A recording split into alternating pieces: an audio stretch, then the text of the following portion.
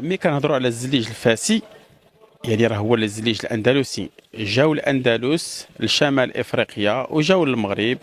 ديك الساعات كانت الدوله المارينيه، اعطاوهم الحمايه للاندلس، ولكن اعطاوناهم الفن اللي عندهم.